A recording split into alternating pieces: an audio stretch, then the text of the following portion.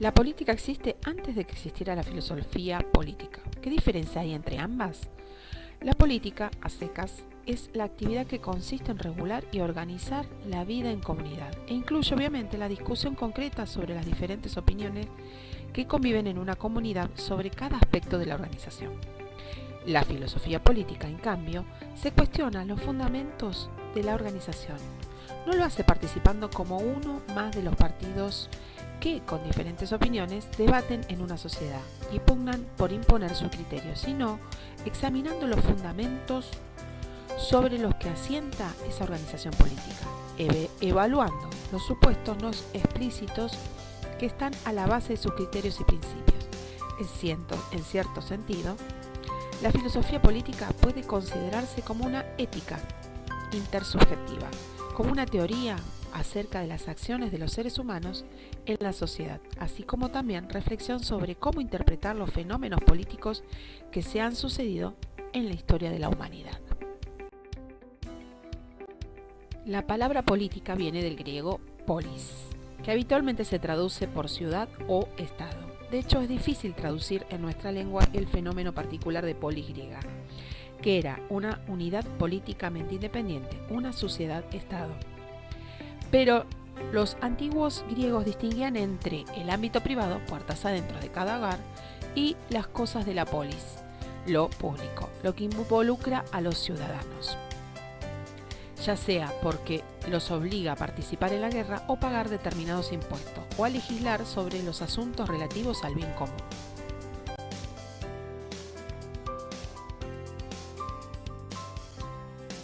Ahora bien, en la antigua Grecia, sin embargo, no eran absolutamente todos los que podían involucrarse de manera activa en los asuntos públicos. Los esclavos, por ejemplo, no tenían derecho a participar en los asuntos públicos. Ya los griegos diferenciaban entre los habitantes de un territorio, los ciudadanos, es decir, los que gozaban de los derechos de ciudadanía, y los hombres que tenían derecho a ejercer la política. Tener derecho de comprometerse activamente y participar en la política es lo que hace de los seres humanos sujetos políticos. Evidentemente, la categoría de sujeto político se construye histórica y socialmente, pues ellas dependen del orden político vigente en cada época determinada. En el origen de las nociones que delineaban la política occidental se encuentra, una vez más, la antigua Grecia. Allí surgieron gran parte de los conceptos y formas de la organización que articulan todavía hoy nuestra manera de pensar política. Los principales centros políticos de la antigua Grecia fueron Esparta y Atenas. Cada una de ellas era una polis, una sociedad-estado autárquica, estructurada alrededor de un núcleo rural que alimenta el centro urbano, donde se ubican las instituciones que regulan la vida de la sociedad. La organización política de estas ciudades era bien diversa. En el caso de Atenas, entre el siglo VIII a.C. y el siglo VI a.C., estuvo gobernada por reyes tiranos o aristócratas. De aristos mejor, de kratos poder, autoridad. Fue hacia fines del siglo VI a.C., con las reformas de Clístenes, que Atenas fue aproximadamente desde la tiranía y la aristocracia hacia la democracia, proceso que se profundizó recién con Pericles en el 495 a.C. y el 429 a.C. La obra de filosofía política más célebre de las que escribió Platón, La República, comienza con la pregunta: ¿qué es la justicia? Como Sócrates, el personaje principal del diálogo, no logra ponerse de acuerdo con sus interlocutores sobre la respuesta. Uno dice lo justo es no deberle nada a nadie. Otro dice justo es el que le conviene al más fuerte. Entonces se decide investigar con la guía de Sócrates algo más modesto, como sería una polis justa. Esto lleva a una de las primeras reflexiones sobre el origen de la polis y en general de la vida humana en la sociedad. Platón sostiene que los hombres se asocian con el propósito de solucionar tres necesidades fundamentales: alimento, vivienda y vestimenta. Esa comunidad primitiva está organizada sobre las capacidades naturales de cada ser humano, Unos procuran el alimento, otros tejen la lana, otros construyen casas. De arriba, así, a una vida compartida sin conflictos, pero asimismo sin filosofía, sin inquietudes intelectuales o artísticas más elevadas, en la que incluso el gobierno es prácticamente innecesario dada la organización del conjunto. Platón compara esta ciudad sana con una polis de cerdos. No obstante, es una polis en la que todos tienen necesidades básicas satisfechas. Se desarrolla luego la polis lujosa, que se transforma en la ciudad sana, en la ciudad afiebrada, que los seres humanos pronto quieren más. Muebles de lujo, perfumes, manjares, golosinas, adornos caros.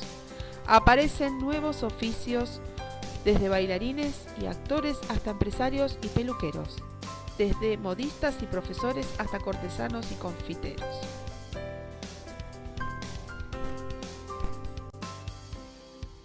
Este excedente de consumo provoca también la necesidad de expansión territorial, los conflictos con los vecinos y la guerra, la cual finalmente produce las mayores de las calamidades tanto privadas como públicas. El proceso que ve aquí Platón es polis sana, polis lujosa, excedente de consumo, necesidad de expansión, guerra, caos. De ahí que sea necesario curar a la polis enferma o afiebrada. En eso consiste el proyecto de la República, en indicar el modelo de organización capaz de sanar a esa polis enferma.